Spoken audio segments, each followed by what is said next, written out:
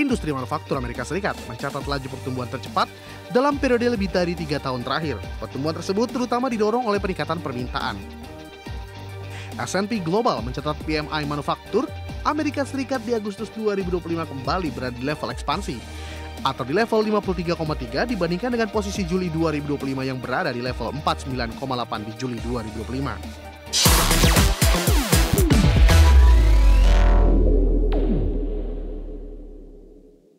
Lembaga pemeringkat S&P Global mencatat indeks PMI manufaktur Amerika Serikat di level 53,3. Angka ini meningkat dari posisi Juli 2025 yang berada di level 49,8. Industri manufaktur Amerika Serikat mencatat laju pertumbuhan tercepat dalam periode lebih dari 3 tahun terakhir. Pertumbuhan tersebut terutama didorong oleh peningkatan permintaan.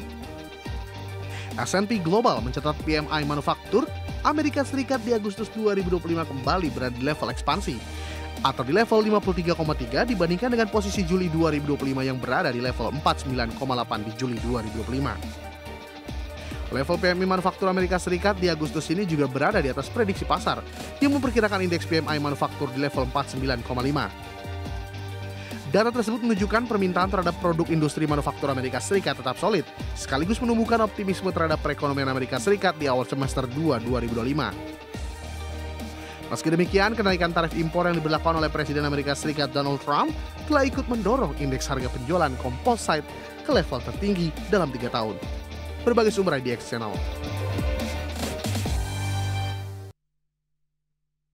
Pemirsa, di tengah ancaman sanksi pemberlakuan tarif resiprokal oleh Amerika Serikat, India dan Rusia mempererat hubungan dagang dan menargetkan kenaikan nilai perdagangan hingga 50% dalam 5 tahun ke depan.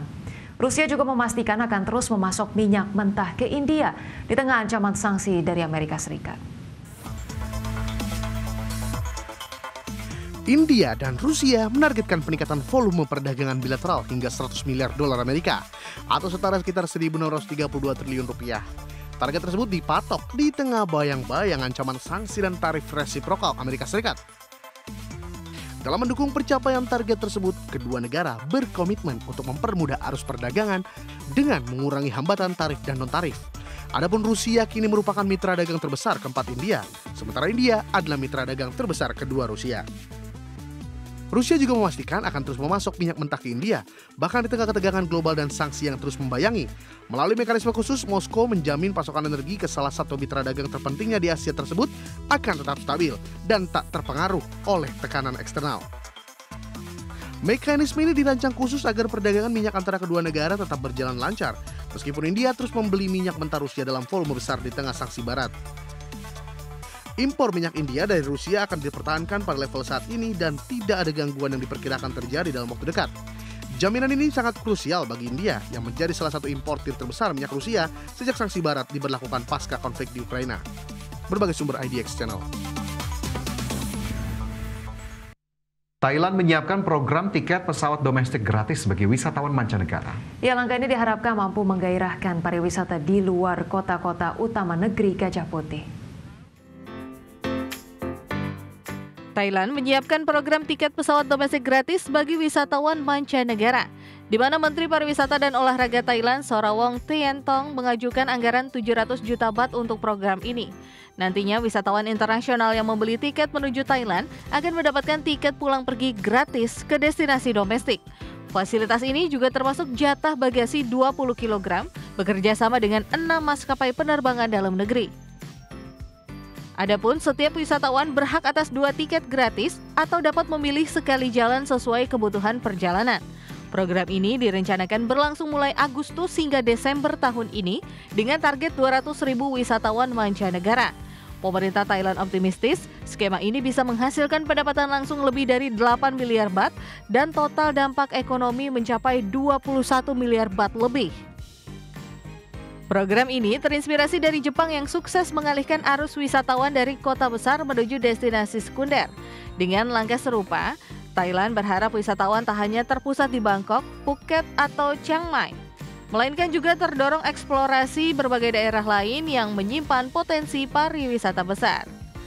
Berbagai sumber IDX Channel.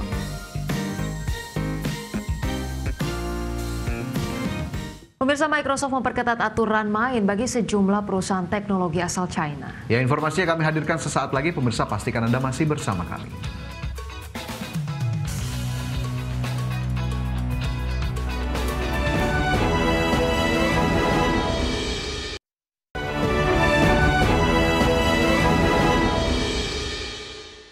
Masih bersama kami di Prime Market Highlights, pemirsa, kita ke informasi mancanegara. Perdana Menteri Israel Benjamin Netanyahu memerintahkan untuk segera dilakukan negosiasi dengan Hamas untuk pengakhiran perang di Gaza.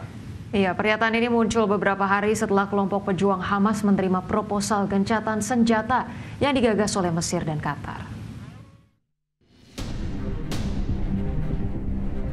Perdana Menteri Israel Benjamin Netanyahu mengatakan bahwa ia memerintahkan untuk segera melakukan negosiasi dengan Hamas untuk mengamankan jalannya pembebasan seluruh sandera yang masih ditahan di Gaza dan mengakhiri perang.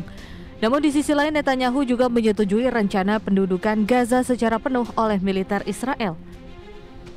Pernyataan Netanyahu yang kontradiktif ini muncul beberapa hari setelah kelompok pejuang Hamas menerima proposal gencatan senjata yang digagas oleh Mesir dan Qatar untuk membebaskan sekitar setengah dari sandera yang masih ditahan dengan imbalan gencatan senjata 60 hari dan perundingan menuju gencatan senjata permanen. Israel memperkirakan Hamas masih menyandera sekitar 50 orang, termasuk 20 orang yang diyakini masih hidup. Sementara lebih dari 10.800 warga Palestina masih dipenjara di Israel di tengah tuduhan kelompok hak asasi manusia atas penyiksaan dan kelalaian medis. Netanyahu mengklaim bahwa upaya untuk mengalahkan Hamas dan membebaskan semua sandera warga Israel akan berjalan dengan beriringan. Dan ini adalah untuk pertama kalinya Netanyahu secara langsung membahas potensi kesepakatan pertukaran sandera sejak Hamas mengumumkan penerimaannya atas proposal Mesir dan Qatar. Berbagai sumber IDX Channel.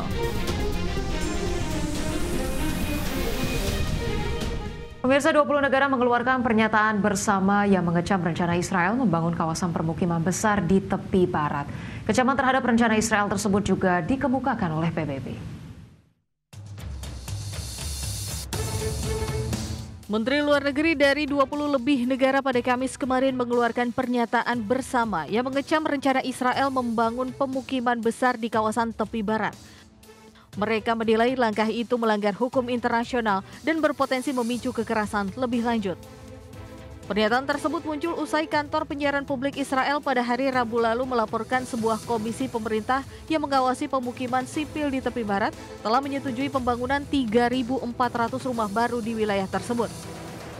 Proyek tersebut akan menghubungkan Yerusalem dengan Ma'ale Adumim, sehingga memutus keutuhan wilayah Palestina. Dokumen pernyataan Menteri Luar Negeri 20 negara itu menegaskan pembangunan tersebut tidak akan membawa manfaat bagi rakyat Israel, namun justru berisiko melemahkan keamanan, memicu lebih banyak kekerasan dan ketidakstabilan, serta menunda tercapainya perdamaian. Sementara itu, juru bicara Sekretaris Jenderal PBB Stefan Dujarric pada Rabu lalu menyatakan PBB mengecam keputusan Israel memperluas aktivitas permukiman di tepi barat dan menegaskan penolakan PBB terhadap setiap bentuk pembangunan permukiman di wilayah pendudukan.